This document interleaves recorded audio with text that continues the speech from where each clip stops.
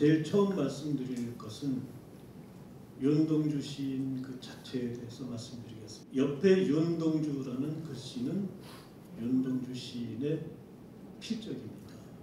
윤동주 시인은 동력동자, 기둥주자, 그게 대표적인 이름이지만 젊었을 때 좀 더 자세하게 표현하면 조금 어렸을 때 쓴 동시 그런 형태의 글에는 아이들이라는 뜻의 아이동자, 그 다음에 배주자, 그래서 아이배 이런 의미로 많이 썼습니다. 그리고 나중에 말씀드리겠지만 이제 창시를 하는 과정을 겪죠. 그래서 금년은 1917년에 태어나셔가지고 태어난 날은 12월 31일이고요. 그 다음에 1945년 2월 16일 날 새벽 3시 36분인가에 절명하셨습니다. 그리고 올해가 2022년 그렇게 해서 윤동주 시인과 관련된 생애 그 해를 적었고 77주년을 기억한다. 윤동주 시인 이 사진은 흔하지 않은 사진인데 광명중학교 다닐 때라고 합니다. 그 광명중학교 다닐 때가 연보에 보면 18, 19 이렇게 되어 있는데 그 당시에는 중학교가 6년제 또는 5년제 이렇게 됐기 때문에 요즘 중고등학교 학교와는 다르고 고등학생 고2나 고2 정도라고 보시면 되죠. 여기는 윤동주 시인의 고향 명동천입니다. 그 동네 이름이. 명동천 가기 직전. 이름은 육도하라는 강입니다. 중국은 하자, 그 황하하듯이 하자를 강으로 많이 쓰죠. 육도하. 그래서 이 강은 흘러서 두만강으로 가고 두만강은 동쪽으로 흘러가죠. 태평양으로 흘러가는 그런 강이 되겠습니다. 굽이굽이 가면 윤동주의 고향인 명동천입니다. 그래서 사람들이 대개 성바위 바라보이는 지역에서 관광객들이 사진을 많이 찍습니다. 지금 뭐 너무나 유명해서 잘 아시죠. 윤동주 영화죠. 영화 동주, 강하늘이 주연한 윤동주. 그리고 그 옆에는 송몽규, 배우는 박정민이죠.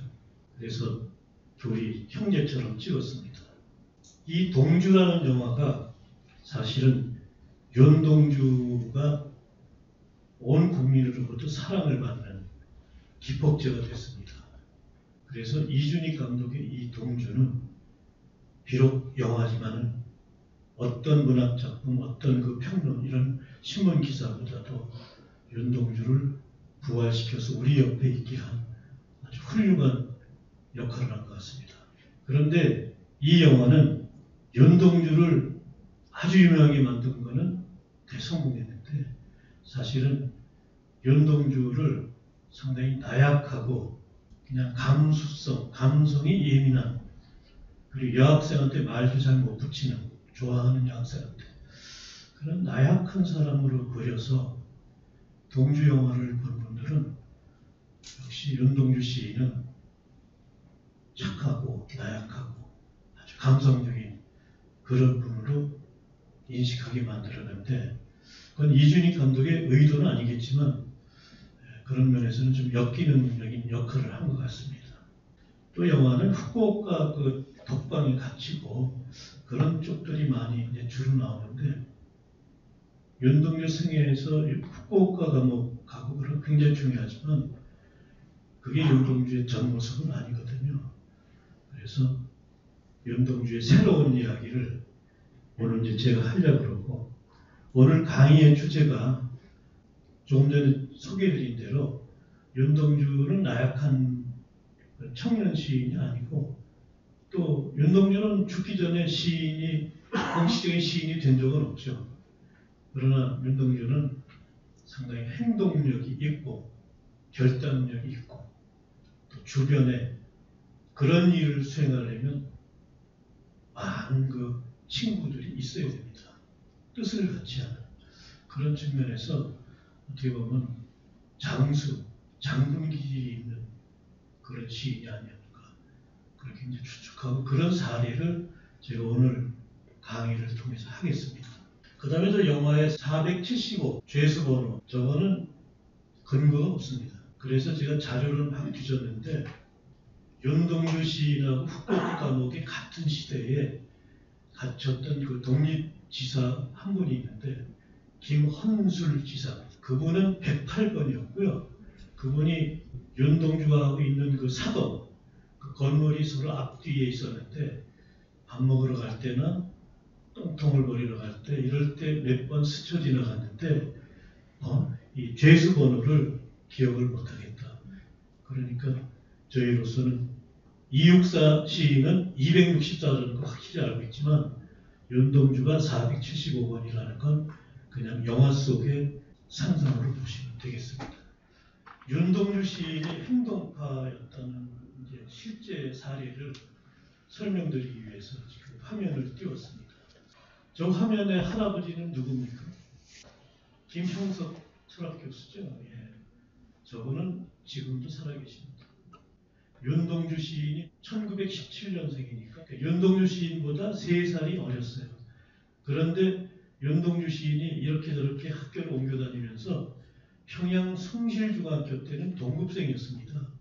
그러니까 윤동주 시인이 요즘 속된 말로 3년을 꿇었어요. 그래서 동급생이었는데 윤동주 시인이 알려지지 않았던 그런 에피소드를 김영석 교수가 SBS인가 그 인터뷰에서 얘기하시는 것이 신문에 났고 또 저희가 전화를 걸어서 김영석 교수한테 확인을 했더니 조금 더 자세하게 저한테 말씀을 해주셨습니다. 평양 숭실중학교는 여기 가기 전에 윤동주 시인은 만주 용종에 있는 은진중학교를 다녔습니다. 만주 용종에 여행 가셨던 분 계십니까? 윤동주 여행 가신 분? 거기 가면 대성중학교라고 하죠. 그 대성중학교는 가짜입니다. 제가 취재한 것으로. 윤동주 시인은 대성중학교를 다닌 일이 없고요. 그 대성중학교는 나중에 은진중학교 이런 6개 학교들이 운영이 잘 안 되니까 병합해서 만든 학교입니다.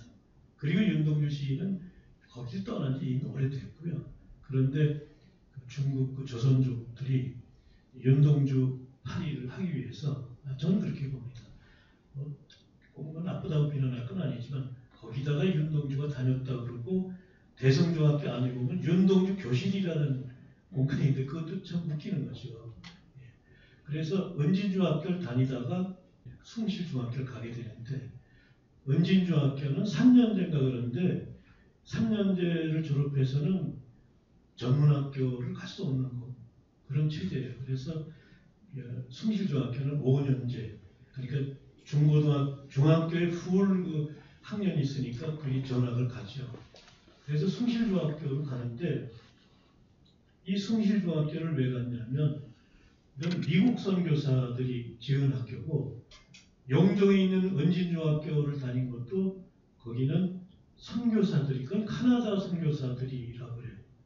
선교사들이 지은 학교와 일반 학교와 어떻게 다르냐.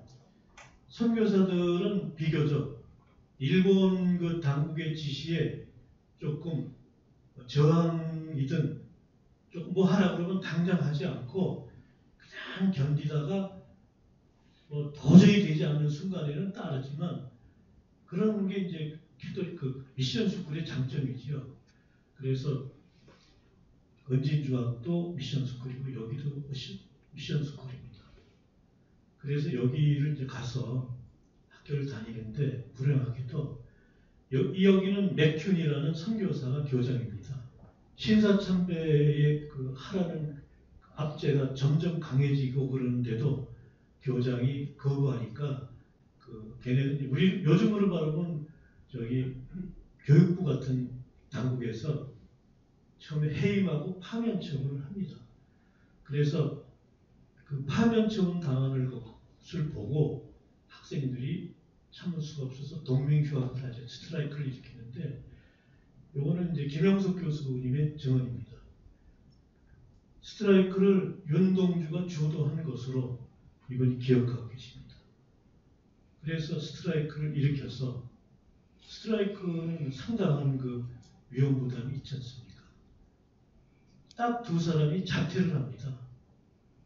그래서 김영석 교수와 윤동주가 두 사람만 자퇴를 하는데 김영석 교수는 그 집안이 대대로 강력한 뭐 기독교 집안인지 어른들이 강력하게 권유하고 해서 다시 복학을 하죠. 예, 복학을 하라고 권유한 어른들의 말씀은 거기 가서 하는 채만 해라. 마음속으로 신사참배하지 않으면 되지 않느냐. 그래서 김영석 교수는 복학을 하고 윤동주는 고향으로 내려갑니다. 그래서 내려가서 광명중학, 아까 그 사진이 광명중학인데 이 광명중학은 미션스쿨도 아니고 일제가 운영하는 학교이기 때문에 좀 원하지 않는 학교를 할 수 없이 들어갔죠.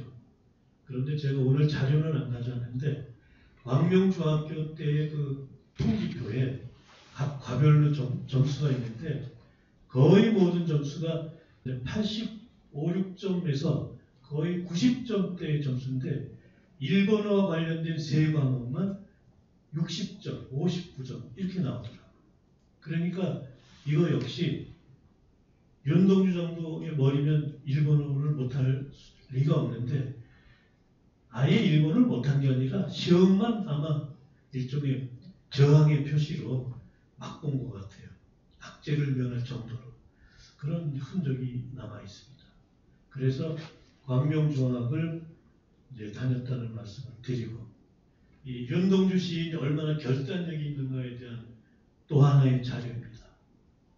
숭실중학교 다닐 때 광명중학 가기 전에 그 평양역에서 이분을 만납니다. 저기 이제 우측 상단에 보면 상본 정부 그 이분의 이름이 있는데 우에모토 마사오가 됩니다. 이분은 나이를 뭐 몇 살 이런 건 없지만 윤동주 시인보다 한두 살이 많은 것으로 추측이 됩니다. 이분은 아버지가 일찍 조선에 건너와서 일본 총독부 관리죠. 그래서 이분은 부산에 있는 학교를 이제 다녔죠. 일본인들이 운영하는. 그런데 거기서 시를 써가지고 녹지대라는 일본 내지, 그때는 내지를 본토라고 그랬거든요. 본토에 있는 그 10대들, 그 시인들하고 모여서 동인지를 하고 있었습니다. 그게 자료에 의하면 초현실주의, 모더니즘 그런 계열이라고 그러는데 이분이 이제 왜 평양역 이 사람이 오게 됐냐면 학교에 갔더니 선생이 그 숭실에서 나온 교지, 숭실활천이라는 교지가 있었습니다. 그걸 이 시를 쓰는 제자 우에모토 마사오 학생한테 주면서 이 조선 학생인데 시가 굉장히 좋다. 그래서 그분이 그걸 보고 만주 신경에 수학여행 가는 길에 평양역에서 내려서 윤동주하고 연락을 해서 만납니다. 윤동주는 기숙사에 있었기 때문에. 그래서 이제 만나서 동인지를 같이 합시다. 경제적으로 부담 안 하고 내기만 하면 된다고 그랬는데 다 설명을 듣고 윤동주가 단호하게 얘기합니다. 저는 안 합니다. 기회가 좋다는데 왜 안 합니까? 나는 한글, 조선어로 시를 쓴다. 이거는 일본인들이 하는 거니까 일본어로 써야 되지 않습니까? 그래서 나는 안 하겠다. 단호하게. 이 점에서도 아주 훌륭한 결단력이 있는 여기 녹지대 되면 시 여러 편 발표하고 그러면 꽤 유명해질 수도 있었는데 그리고 윤동주 시인이 이렇게 결단력 특히 조선어, 한글에 애정을 가진 것은 여러 가지 자료를 찾아보면 1940년대 윤동주 시인이 살았던 시절에 지금 살아있는 그 시인들 작품들 보면 굉장히 한문이 많습니다. 제목도 그렇고. 그런데 윤동주 시인은 불가피한 것 외에는 한자를 안 씁니다. 왜 그렇게 됐을까요? 당시 연희정권에는 외설 최현배 박사 잘 아시겠죠? 한글학자. 이분이 거기 교수를 하고 계십니다. 그래서 그분한테 배웠고 최현배 선생 상당히 급진이 따르고 그랬다고 그러는데 그 외설 최현배 박사가 쓴 책이 조선 갱생의 도, 다시 산다는 뜻이죠. 그 다음에 한글갈, 또 우리말본. 그 무렵에 조선어를 연구하고 이런다는 것은 돈벌이도 안 되고 요시차림처럼 주식 않는 일을 하는 거죠. 그리고 최현배 선생은 감옥도 또 갔다 왔습니다. 흥업구라프 사건이라고 투옥도 됐고 그래서 연동주가 다닐 때는 촉탁직으로 박사 근무하셨습니다. 그래서 그 한글을 쓰기 때문에 같이 하지 못하고 그래서 이 우에모토 마사오 시인하고 동일리는 같이 못했습니다. 그런데 나중에 윤동주 시인이 일본에 유학 가서立教 대학을 다니고 또 도시샤 대학을 전학하고 그 무렵에 이 우에모토 마사오라는 시인은 만주은가에서 공무원이겠죠. 근무하다가 징병이 돼서 말레이 전선에 가서 싸우다 부상을 당해서 노마다 병원이라는 병원에 입원했을 때 서로 연락이 된다고요. 윤동주 시인이 거기 찾아가서 그 병문안하고 이런 기록이 있습니다. 그래서 이 사람은 1980년대까지 살았습니다. 그 뒤에 윤동주에 관련된 글을 여러 편 썼는데 이런 사실은 어떻게 알려졌느냐면 타고 기치로 일본 NHK PD입니다. NHK PD 할 때 KBS하고 합동으로 윤동주 특집을 한 적이 있습니다. 그분이 이제 NHK PD를 그만두고 그 뒤에 윤동주 관련 관심이 있어서 책을 만들어서 한국어로도 출판이 됐으면 최근에 생명의 시인 윤동주 그 책 안에 소상하게 나와 있습니다. 이 우에모토 마사오 시인이 1983년에 발표한 시에 보면 굉장히 긴 시인데 몇 구절만 읽어드리면 윤동주여 그대는 끊임없는 고문과 신문에 굴하지 않았을 것이다. 틀림없이 당국의 손에 암살당했을 것이다. 이런 내용이 있습니다. 중요한 자료인데 이쪽에 학적부는 크게 보이고 저쪽에 거는 참회록입니다. 윤동주 시인은 연희정문을 졸업하고 이제 일본 유학을 가게 되는데 그때도 연희정문이 이제 여러 전형이 악화되고 그러니까 원래 봄 학기에 졸업인데 땡겨가지고 12월에 졸업을 합니다. 그래서 졸업을 일찍 했기 때문에 고향에 가서 몇 달 쉬죠. 그러다가 이제 아버지가 권유하고 해서 일본에 유학을 하게 됩니다. 유학을 하게 되면 지금은 비행기 타고 작가님은 가지만 그때는 교통수단이 부산에 가서 관부연락선을 타야 됩니다. 관부연락선은 시모노세키라는 의미의 관자하고 부산이라는 의미의 부자니까 우리식으로 얘기하면 우리는 부관연락선이라고 해야죠. 그걸 타려면 도항증이 있어야 됩니다. 그럼 지역 경찰서에서 도항증을 끊어주는데 거기에 일본 이름으로 되어 있지 않으면 못합니다. 윤동주로는 못 갑니다. 그래서 히라노마 동주, 도주 우리말로 하면 평소 동주 이렇게 되어 있는데 이것을 흔히 그냥 다들 창씨개명이라고 말합니다. 엄밀하게 말하면 창씨개명은 아니고요. 창씨만 했습니다. 성만 바꿨습니다. 그래서 그 당시에 이제 창씨개명 보면 아예 이름까지 바꾼 사람들이 많고 개중에는 성만 바꾸고 또 개중에는 친일 활동을 하면서도 창씨개명을 전혀 안 한 분도 있습니다. 그래서 지금 생각하면 창씨개명을 했다 안 했다 가지고 일부 인사들이 무조건 그것을 친일했다고 비판을 하는데 그것은 팩트가 아닙니다. 그러면 송몽규도 소무라라는 성으로 바꿔요. 거기도 소무라 몽규. 그럼 이 두 사람도 친일을 했어야죠. 욕담 체남선 같은 거는 그 아드님이 국민들 앞에 사과하는 그런 성명서도 발표하고 자기 아버님이 전 이런 민주화합에 씻을 수 없는 죄를 졌다. 최남선은 창시를 안 했어요. 그래서 그 기준은 아닌 것 같습니다. 그래서 하여튼 창시를 하는데 이게 얼마나 치욕스러운 일인지. 창시를 하기 전에 시를 씁니다. 저게 창시를 한 자기의 소회를 쓴 건데 좀 길지만 제가 읽겠습니다. 참외로 파란 녹이 낀 구리 거울 속에 내 얼굴이 남아있는 것은 어느 왕조의 우물이기에 이다지도 욕될까. 나는 나의 참외 글을 한 줄에 줄이자 만 24년 1개월을 무슨 기쁨을 바라고 살아왔던가. 내일이나 모레나 그 어느 즐거운 날에 나는 또 한 줄의 참외록을 써야 한다. 그때 그 젊은 나이에 왜 그런 부끄러운 고백을 했던가. 자기 자신한테. 밤이면 밤마다 나의 거울을 손바닥으로 발바닥으로 닦아보자.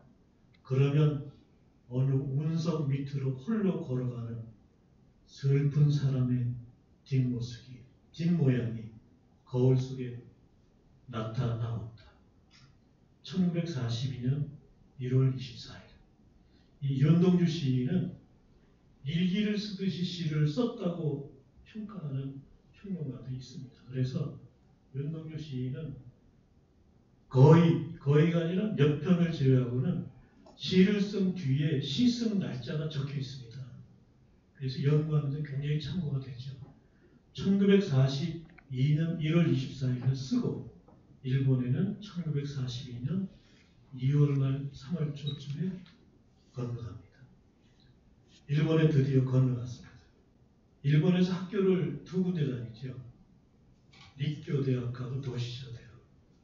여기는 립교대학입니다. 이것도 크리스찬 선교사들이 세운 학교입니다. 성공회에서 운영하는 학교죠. 그래서 여기에 이제 영문과, 선과 영문과라고 되어 있습니다. 그래서 그 선과는 일종의 예비교 성격인 것 같습니다. 그래서 1942년 봄에 여기 1학년을 입학하는데 이때부터 이제 전황이 점점 나빠지죠. 그 전해에 1941년 12월 8일인가 7일인가 하여튼 일본이 진주만을 공격합니다. 그래서 진주만을 공격해서 일본인들의 속셈은 저건 진주만을 때려 부수면 그 겁이 많은 미국인들이 협상하자고 그렇게 할 것이다. 틀림없이. 걔네들 그 전략회의 때 다 나오고요. 미국 주재, 미국 대사도 그렇게 보고를 합니다. 그래서 아주 유명한, 역사적으로 유명한 루스벨트 대통령이 딱 두 마디로 하죠. Remember Pearl Harbor. 진주만을 기억해라.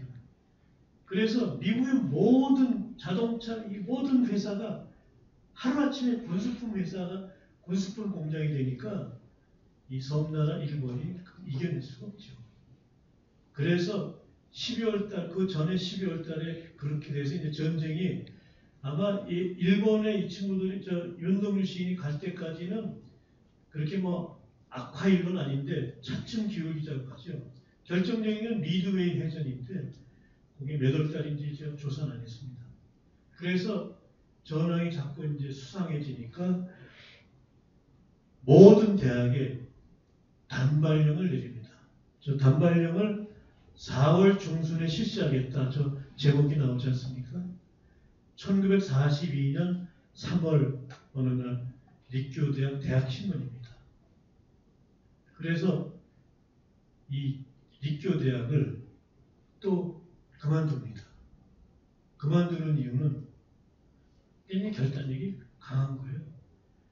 교관이 있는데 육군 대위인가 상위라고 그러니까 이게 대위인지 주인지 하여튼 그 출신 퇴역 그 장교가 그立教대학 교관을 군사훈련 교관을 하는데 이 사람이 어마어마한 그 일본 제국주의를 아주 그냥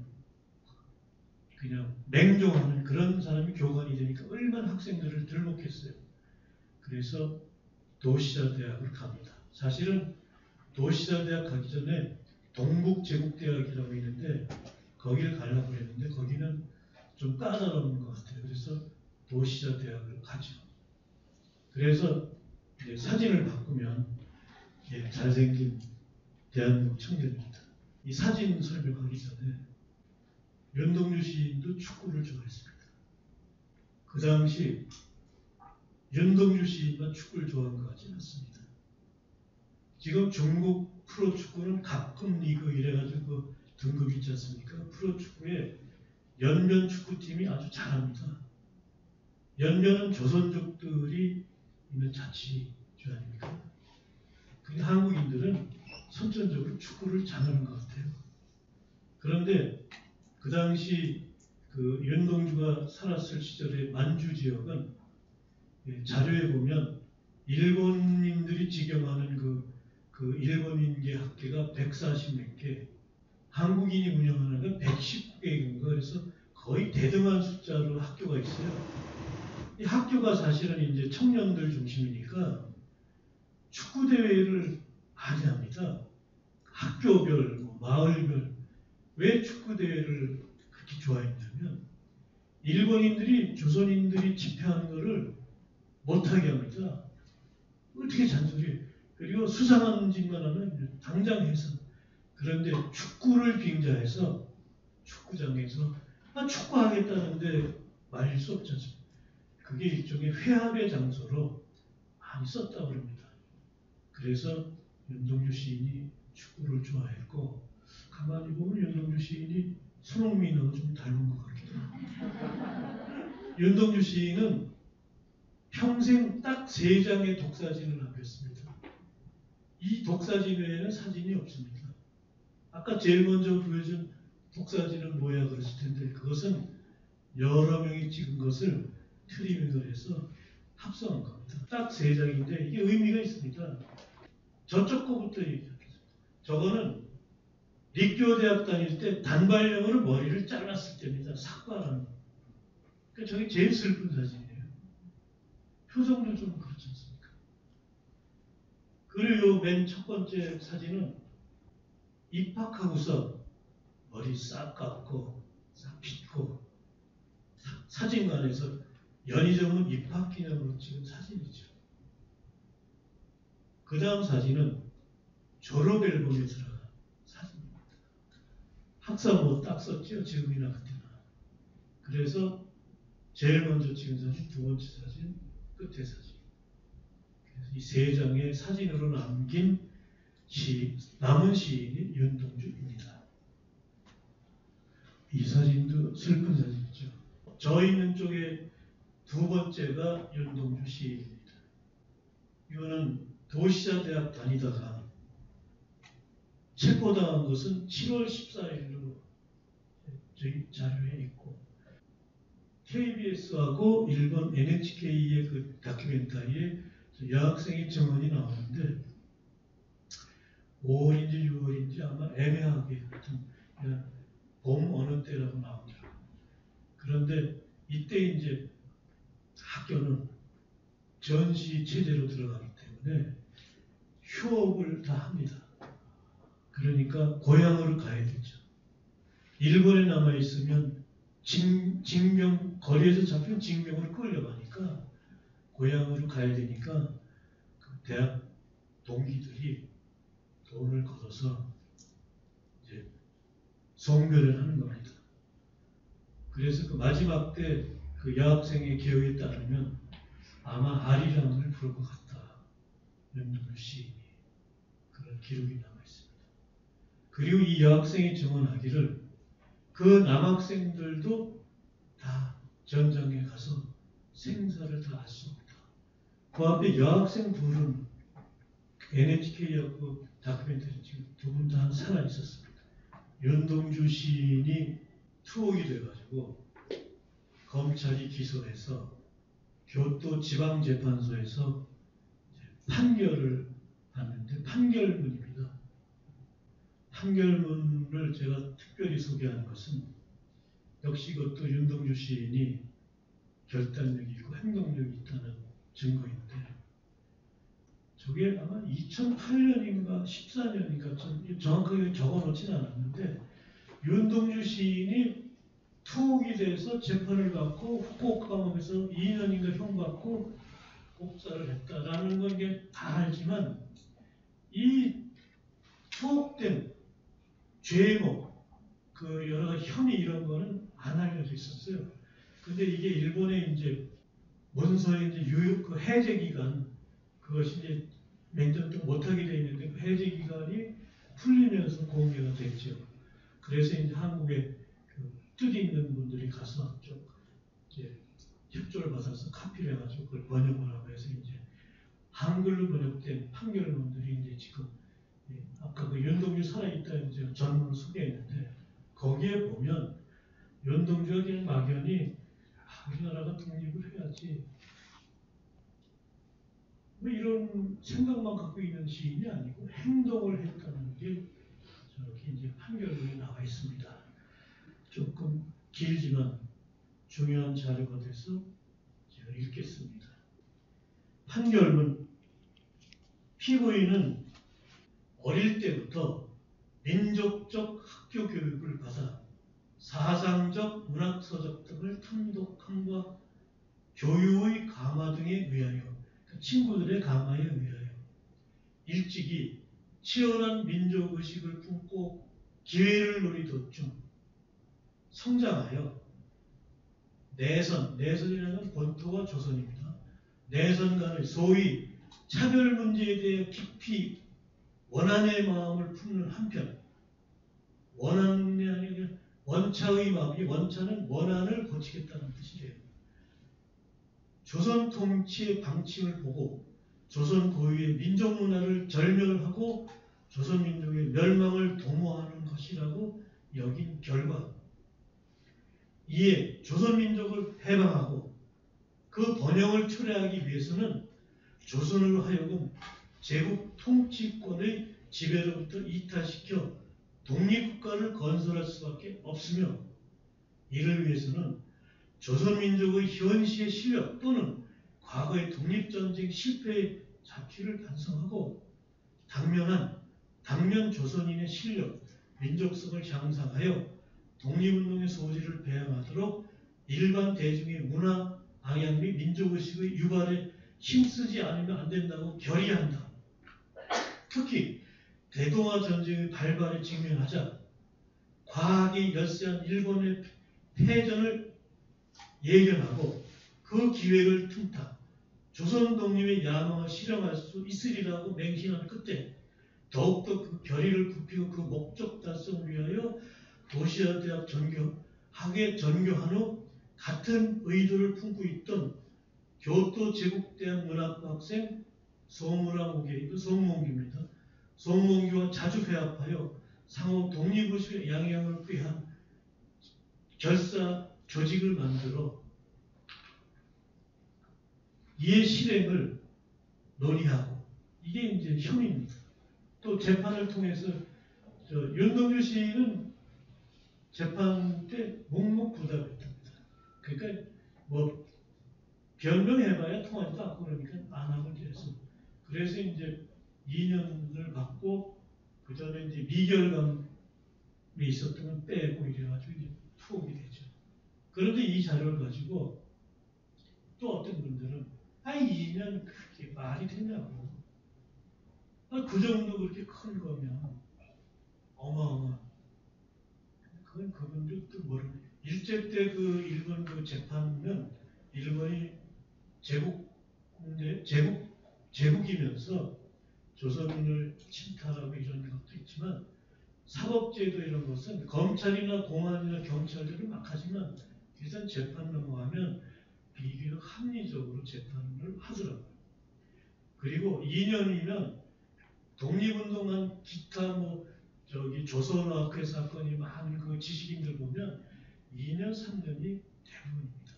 거기다 젊고 초범이고 그러니까 아마 양형에 참작이 됐을 거로 봐서 이 형량을 가지고 딴주 거는 사람은 정을 무식한 건 아니죠. 그렇게 해서 8개월분이 이렇게 나와 있고 일본 소설책입니다. 바다와 독약. 일본 이 소설책은 60년대 아주 일찍 나온 책이고요.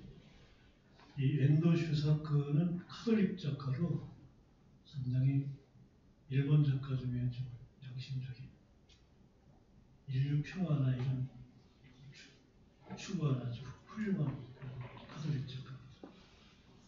윤동주가 투옥됐던 후쿠오카가 있는 그 규슈 지역에 2차 대전이 이제 본토까지 막 공격하죠. 미국 비행기들이 도쿄도 공격하고 막 공격하니까 본토 공격하다가 추락한 것도 있을 것이고 저 남쪽에 서움하다가 추락한 것도 있을 수 있는데 미군 파이로트 포로들을 규슈 제국대학 의과대학에서 기록은 8명을 생체 실험에서 죽게 했다는 게 이제 팩트입니다. 그런데 이게 이제 2차 대전 끝나고 전범 재판을 하죠. 전범들이 다 이제 더 한 건데 그 비밀문서 해제가 이제 최근에 2010몇 년도인가 공개되면서 다 공개된 사실인데 일본군들이 거기에 그렇게 해서 미군 포로들을 실험 대상으로 해서 죽게 했다는 게 이제 드러났고 규슈 제국대학 이 바로 후쿠오카 그 생체 실험한 장소가 전시기 때문에 후쿠오카 형무소에서 했다는 기록이 있습니다. 그래서 그 후쿠오카 형무소에서 저것뿐만이 아니고 일본이 우리가 다 알고 있는 마루타라는 거 있잖아요. 마루타. 그 이제 인간을 실험 대상으로 해서 이제 만주 지역에서 많이 한 걸로 되어 있고 그런데 일본 본토에서도 했죠. 그래서 그거에 대해서 일본인들이 노벨상을 타는데 의학상, 생물학상 이쪽 상을 많이 타요. 그것도 결국은 이런 생체 실험 이런 것에 노하우가 축적돼서 타는 그건 아주 상당히 합리적인 비판입니다. 그런 주장도 있습니다. 그렇게 해서 후쿠오카 그 형무소에서도 이런 생체 실험 수술을 했다는 게 아니라 그 인간을 대상으로 어떤 의학적 실험을 했다는 게 있죠. 그래서 이거는 아까 바다와 독약이라는 작품 생체 실험 현장이 아니고요. 그것이 영화화돼서 영화의 한 장면입니다. 이것은 이제 픽션이죠. 예. 그 윤동주가 죽어서 집에 연락이 오죠. 동주 죽었으니까 시체 가지러 와라. 그 다음에 가지러 오지 않으면 해부용을 쓰겠다. 며칠까지 안 오면. 그래서 그 연락을 받은 윤동주 집에서는 윤동주가 그 전에 7월 초 무렵에 짐을 학교를 휴업하니까 갖고 있던 짐 되게 책이 많겠죠. 그걸 붙였어요. 붙이고 이제 거기에 엽서도 보냈겠죠. 편지도 보냈겠죠. 간다고. 그런데 그 물품도 도착하기 전에 그 옥사했던 통지가 먼저 왔답니다. 그래가지고 아버지는 혼자 갈 수 없으니까 윤동주한테 당숙 윤영춘이라는 분인데 만나서 같이 가자. 그래서 이제 시체를 가지러 가는데 마을에서 다 막고 그랬다 그래. 그것은 그때가 이제 전쟁이 완전히 이제 종점에 다다라서 해연해탄이 안전을 보장할 수 없습니다. 거기 이제 그 군함들 다니면 다 폭격하고 그러니까 너무 위험하다. 그런데 아버지가 내가 죽어도 가야지. 이래서 두 분이 후쿠오카 그 형무소에 오죠. 와서 이제 시체 찾으러 왔는데 그때까지 후쿠오카 형무소에는 송몽규라고 고종사출 형이 같이 있었어요. 그 친구는 같이 투옥되어 있는데 살아 있었어요. 그래서 윤영춘하고 윤동주 아버지가 먼저 만났는데 굉장히 건장하던 피골이 상접하고 말도 잘 못하고 그런데 그 송몽규가 매일 무슨 주사인지 모르는데 주사를 맞고 나면 기억력도 그 동주도 맞다가 동주 결국 먼저 죽은 거예요. 이렇게 얘기했죠. 그래가지고 윤동주가 생체 실험이 희생이 됐다는 게 이제 우리의 이제 인식이고 그런 것을 인정하는 일본 평론가 글도 있고 그렇습니다. 그러나 일본 정부는 아직 공식적으로 인정을 안 하죠. 그래서 그 아버지가 이제 방문해서 시신을 확인하니까 날짜 벌써 한 2주 정도 지난 걸로 되어 있거든요. 왜냐하면 그때 정보가 한 2, 3일 걸려서 오고 또 뭐 수속해서 거기 가는 게 하루 이틀에 가는 게 아니니까 그런데 방부제를 막 해서 그냥 살아있는 것처럼 깨끗하더라는 거죠. 시체가. 그래서 그것을 화장을 해서 이제 본국으로 이제 가져가죠. 그리고 아까 말씀드린 송몽규는 2월 16일 날 윤동주가 죽었고 송몽규는 3월 6일인가 아마 그쯤 죽습니다. 그래서 거의 한 달이 채 안 돼서 죽죠. 그래서 송몽규 역시 죽고 그리고 후쿠오카 형무소에 투옥되어 있던 조선인들 그 수감자들이 뭐 기록마다 좀 틀리는데 800명 정도가 죽었다.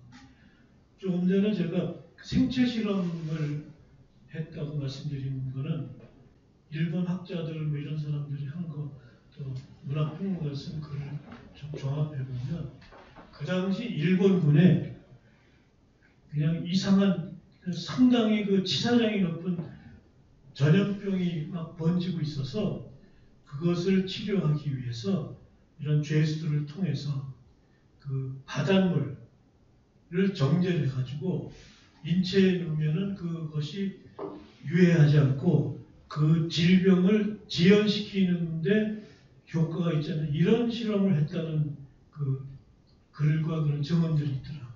그리고 바다와 독약에도 비슷한 그 일본인 의사들, 규슈 제국대 의사들이 이런저런 내가 나오는데 거기도 그런 말들이 나오더라고요. 그러니까 일종의 식염수 같은 걸 이제 개발하고 그런 얘기예요. 그러니까 무슨 마약이나 이런 건 아닌 것 같고. 근데 이게 한두 번 맞으면 괜찮은데 한 달 동안 이렇게 맞으면 서서히 이렇게 나빠지는 것 같은 그런 기록은 나와 있습니다. 윤동주 시인은 생전에 시집을 내려고 자필로 시집을 3부 써요. 근데 이때는 복사기가 없어요. 그러니까 3부를 다 별도로 쓰죠. 19편의 시를 써서 3권을 만들어서 한 권은 이양하 교수. 이양하 교수는 영문학과 교수고 수필가로도 유명하죠. 실록예찬 같은. 한 번은 정병이라는 분은 연세대 후배인데 하숙의 룸메이트에 통일동도 윤동주 하숙집도 같이 갔었고 그래서 이제 친했는데 정병욱이가 한테 갖고 있으라고 했는데 보관하라고 주고 한 분은 당신이 갖고 이거는 3부 중에 정병욱한테 준 거예요. 그러니까 아마 이 3부를 하나는 이양하 선생님 앞에 이렇게 썼겠죠. 하나 자기 거는 아무것도 없었겠고 하늘과 바람과 별과 시, 동주. 저기 보면 아이동자, 배주자로 되어 있습니다. 예. 그래서 정병국 형 앞에 후배인데 형이라고 했습니다. 윤동주 정정하다의 정자죠. 그리고 이쪽 페이지는 한 줄도 띄지 않고 죽는 날까지 참 하늘을 우러러가 아니라 원문은 우르러입니다. 한 점 부끄러움이 없기를. 우리가 그 유명한 서시로 우리가 알고 있는 작품이지 않습니까? 이 시에는 하늘 나오고 바람 나오고 별 나오고 전체가 시니까 하늘과 바람과 별과 시입니다.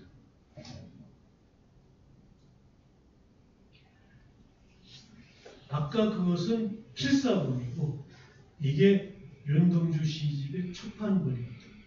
페이지 순서는 저 목차가 차례가 더 앞입니다.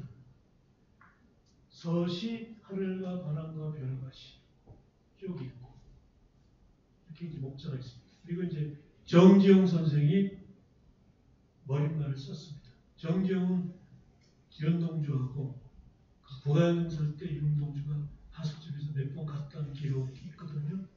그리고 도시저대학의 후배고, 예, 그렇습니다. 그리고 이거 쓸 때는 정지용 선생은 경향신문사 주필 같은 역할을 하고 있었어요. 경향신문은 카톨릭에서 내는 신문이고 정지용 씨는 카톨릭 독실한 신자입니다. 여기 이제 보면 아까 그 필사본하고 똑같습니다. 하늘과 바람과 별과 시, 죽는 날까지 하늘 우르러. 요즘은 다 우러로 다 쓰고 있어요. 그리고 맨 밑에 주어진 길을 걸어가야겠다. 이 걸어가야겠다는 또 원문이 아닙니다. 원문은 보십시오. 걸어가야겠다. 받침이 없죠? 그래서 이건 원문을 많이 고쳤어요. 그래서 초판본을 냈는데 이 초판본은 윤일주 교수와 윤일주 동생과 우리가 알고 있는 걸로는 그 학교 후배인 강처중은 그 영화에 나옵니다. 동주 영화에 보면 아주 웃기는 역으로 나와요. 막 코미디언처럼. 근데 실제 그렇지 않습니다. 근데 그건 뭐 영화적 상상이니까. 강처중이는 경향신문의 기자였습니다. 그 이거 낼 때. 그리고 정지용은 거의 주필이고. 그래서 강처중이가 갖고 있는 시가 몇 편 있고, 또 강처중 씨는 우리가 알고 있는 윤동주의 가장 널리 알려진 대표작이 쉽게 씌어진 시 아닙니까? 그 시는 일본에서 유학할 때 엽서에 뒷장에 써서 보낸 걸 강처중이가 보관했다가 경향신문 기자하면서 경향신문에 발표를 해서 알려진 거죠. 그래서 강처중이하고 저기 윤일주가 만들었다고 그래요. 그래서 이때는 아까 그 원문에 보면 다시 가겠습니다. 학자들이 연구한 거 보면 서지학자들이 연구한 별도의 제목이 있으면 시를 한 줄 띄고 제목이 들어가고 또 한 줄 띄고 본문이 들어간대요. 모든 윤동주 작품도 다 그래요. 근데 이거는 저쪽 제목이 있고 안 띄었어요. 그래서 여기는 제목이 없어요. 제목이 없다는 학설. 저는 하늘과 바람과 별과 시가 제목이라는 주장자. 저만 주장하는 게 아니고요. 그래서 이 시는 서시라는 제목이 아니다. 그리고 윤동주 시인이 서시라고 제목을 붙인 적이 없다. 아까 시집 내는 분들이 이게 서시 성격이니까 그래서 제목을 서시라고 했으면 저 괄호가 필요 없어요. 그래서 괄호를 했어. 서시 성격이니까. 그리고 밑에 제목이 있잖아요. 그래서 했는데 이게 1955년도에 이제 그 나중에 발견된 작품에서 대대적으로 정복판을 내면서 그때는 정병욱 교수가 관여합니다. 그때는 아예 당당하게 서시가 나옵니다. 서시로 등재되고 그게 오늘날 모든 교과서 모든 여기에 서시로 되어 있습니다.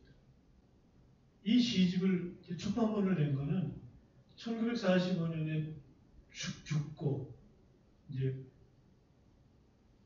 개학이 돼서 이제 아직 해방되기 전이니까 이제 연희정 줘서 뭐 금방 뭐 16일에 죽었다 그래서 친구들한테 알려지진 않고 상당한 뒤에 윤일주가 와서 그 형 친구들한테 얘기를 해서 알게 되죠. 그래서 그 해는 그냥 추모식도 못하고 넘어가요.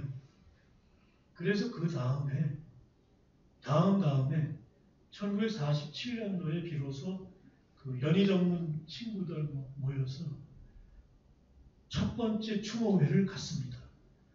지금 현재 소공동에 있는 무슨 플라워 다방인지 무슨 다방에서 한 20여 명 모여서 했어요. 그래서 그 자리에서 이렇게 동주를 그냥 보내면 어떡하냐. 그래서 내년 추모 3주기 추도시 때까지 시집을 만들자. 네가 책임져라. 강처중이하고 강처중이가 책임을 지죠. 그래서 강처중이가 이제 진행을 다 여기저기 연락을 해서 하는데 정지용이한테는 머리만 쓰고 강처중이는 후기를 쓰고 또 동기였던 유영이라는 시인이 있거든. 그분한테는 추모시를 쓰고 김삼굴이라고 있어요. 그분한테도 쓰고 그래서 48년 1월 30일로 발행일자가 정해져 있습니다. 그런데 그 당시에 물자 사정, 인쇄 사정이 안 좋아가지고 이제 시집 제작이 늦어졌어요.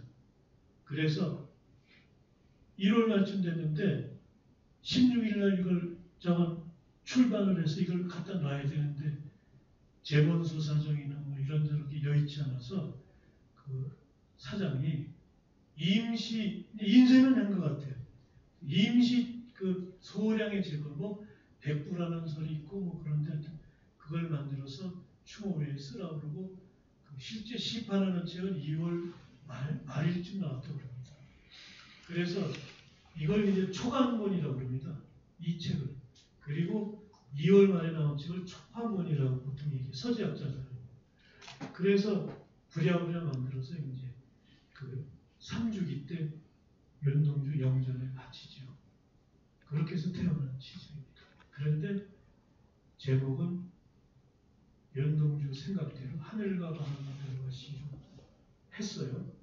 그러면 그 제목도 하늘과 바람과 별과 시로 지금 여러 가지 아까 본 게 그렇지 않습니까? 해야 되는데 딱 9줄이거든요. 이걸 별도의 이건 서시일 거예요. 이렇게 했다는 문제가 있는 거죠. 그리고 그 뒤에 아예 서시로 만든 사람들은 나머지 사람이에요. 그리고 또 하나는 초판본 가로쓰기입니다. 근데 그때는 모든 출판물이 다 세로 쓰기 시대예요. 이게 놀라운 일입니다. 매솔 최연배 박사가 가로쓰기 주창자입니다. 한글은 세로 쓰면 안 된다. 그래서 이 출판사는 매솔 최연배 박사의 큰아들이 사장이에요. 그리고 이 정음사는 최연배 박사가 아까 말씀드린 우리말본 이런 책을 내기 위해서 만든 출판사예요. 운영을 큰아들이 맡은 거죠.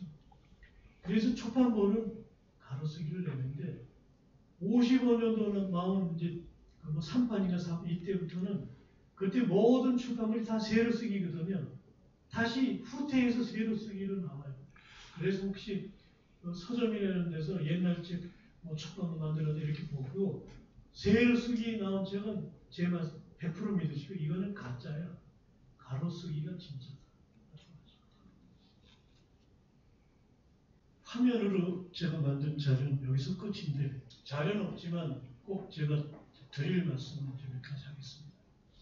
중국이 걔네들이 대표적인 포털 사이트가 바이두라고 하는데 거기에 윤동주가 중국 조선족이라는 건 다 아시죠? 근데 그거 뭐 고치라고 해봐야 중국 놈들이 고치겠습니까? 그냥 우리나라 거 다 베껴다가 자기네 거라고 우기는 참 그런 나라인데, 중국이 민주주의 국가가 되면 그건 당연히 고쳐야 되는데 안 고칩니다. 그리고 그것뿐만이 아니고 걔네는 이미 동목공정이라는 거 다 진행했죠. 그래서 고구려가 평양도 중국 땅이고 다 그렇게 지금 하고 있거든요. 그래서 압록강, 두만강 투어를 제가 그 통일문학 포럼 그 멤버들로 갔는데 거기 고구려 유적이 다 중국 유적으로 다 바뀌어져 있습니다.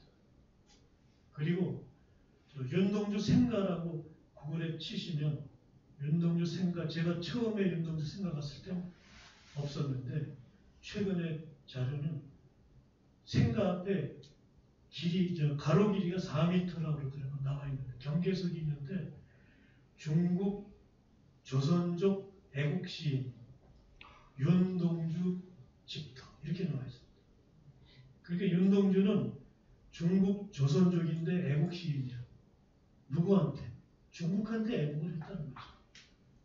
그게 돼 있고 그 안에 생가 안에 모든 조형물을요 다 중국식으로 바꿨어요. 이상한 벽돌을 딱 깔아놓고 그다음에 윤동주 시를 제가 그때 사진 찍어다가 저기 중국어 문학과 성대 출신한테 보니까 엉망진창이라고 그러더라고요. 그걸 내가 연구할 시간이 좀 못했는데 그 윤동주 시를 조선족 시인이래요. 번역하면이 말도 안 되는 걸 아주 잘 해놓고 그렇게 하고 있습니다. 그것까지 또 이해되는데 일본 놈들이 또 웃겨요. 일본인들은 야후 포털에 보면 근데 일본인들은 그래도 좀 착해서 그런지 서경석 교수한테 그거 지적하는 학생들 있지 않습니까? 했더니 고쳤더라. 걔네들의 논리는 이래. 윤동주가 일본인이라는 논리는 윤동주가 살았던 시대에 뭐 과정을 어쨌든 조선이 식민지니까 식민지도 일본이다. 이래서 그 일본인이라고 그랬는데 그건 항의를 해서 제가 수정 논문을 확인을 했습니다. 그리고 일본 정부도 사인에 대해서 중국은 아직도 이 병사로 지금 처리되어 있거든요. 병사. 근데 우리는 주장이 저기 생체 실험이면 피살로 보는 거죠. 이것도 좀 거론했는데 그런 뭐 하는 분들이 없죠. 그리고 제가 이제 윤동주 시인이 마지막에 잡혀가지고 그 윤영춘 씨가 면회를 갔는데 그때 윤영춘 씨는 도쿄에서 학교 선생을 하고 있었죠. 면회를 갔더니 윤동주가 쓴 그 자필로 된 원고를 번역을 하고 있대요. 그래서 뭐냐 했더니 이놈들이 글쎄 한글로 돼 있으니까 무슨 내용인지 알기 위해서 그걸 다 일본어로 번역을 해서 그걸 좀 하고 있다는 거예요. 그 보니까 윤영춘 씨는 윤동주가 쓴 뭐 5만 가지 글이 거기 다 있는 거죠. 그래서 저는 그 일본 제일 제가 잘 아는 변호사를 통하고 이렇게 해서 그 교토 재판소 다 뒤져서 혹시 이 시점에 그것이 보관돼 있으면 기가 막힌 발견이죠. 근데 그게 다 그냥 폐기 처분된 거거든요. 그래서 거기에 보면 일본에서 딱 5편을 보내왔다고 되어 있는데 얼마나 많은 시를 썼겠습니까? 그리고 이 윤동주는 시밖에 모르는 청년 시인인데 그렇게 해서 아쉽지만 찾아내지 못했습니다. 제가 이제 윤동주를 좀 더 알아보는 그리고 아까 획일적으로 나약하고 뭐 이런 시인은 아니고 아까 그 한글로 시를 썼다든지 그 다음에 스트라이크를 했다 이런 데서 뭐 별로 표현된 독립운동이 없다는데 윤동주 시인의 스타일로 최대한 저항한 그런 것도 우리가 배워야 한다는 말씀을 드렸습니다. 맞습니다.